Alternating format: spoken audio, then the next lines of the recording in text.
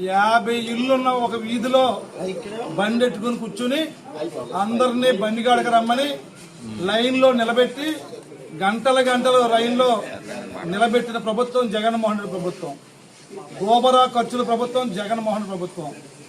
అందుకే ఇంటింటికి ఇవ్వాల్సిన బియ్యాన్ని ఒక చోట బండెట్టుకుని వీధంతా రప్పించుకోకుండా ఒకే రోజు నెల మొత్తానికి ఒక రోజే బండి వచ్చిన రోజే బియ్యం ఇవ్వాలి.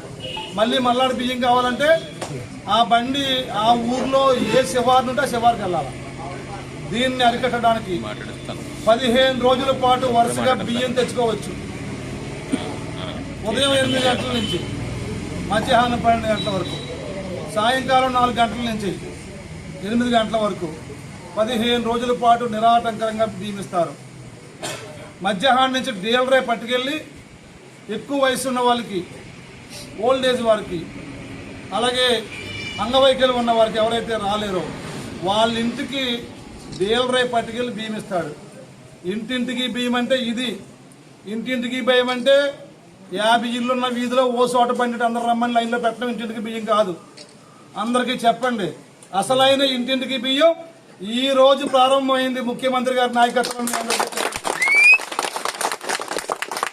ఈ వాళ్ళని ఖాళీ లేదు, రేపు వెళ్ళి తెచ్చుకుంటాం. రేపు ఖాళీ లేదు, ఎల్లుండి తెచ్చుకుంటాం వెళ్ళి. 15 రోజులు ఎప్పుడైనా తెచ్చుకుంటాం వెళ్ళి. అదే బండి అయితే ఆ వీధిలోకి ఎప్పుడొస్తే అప్పుడే కాసు కూర్చోవాలి. ఆ రోజు ఊళ్ళో లేకపోతే మళ్ళా ఇంకా బియ్యం వదులుకోవాల్సింది. అది పరిస్థితి. అందుకే రోజు అలాగే ఎందుకు డీలర్షిప్ని మళ్ళా ఈ విధంగా తెచ్చారంటే ముఖ్యమంత్రి గారు భవిష్యత్తులో ఇదే షాపుల్ని వైసీపీ గవర్నమెంట్ లాగా 5 ఏళ్లు బియ్యము పంచదార కాదు, బియ్యము పంచదారతో పాటు గోధుమలు, మంచి నూనె, పప్పులు, ఉప్పులు, నిత్యావసరాలు అన్ని రకాల సరుకులు ఇవ్వడానికి ఈ పాలసీని ముఖ్యమంత్రి గారు తీసుకున్నారు.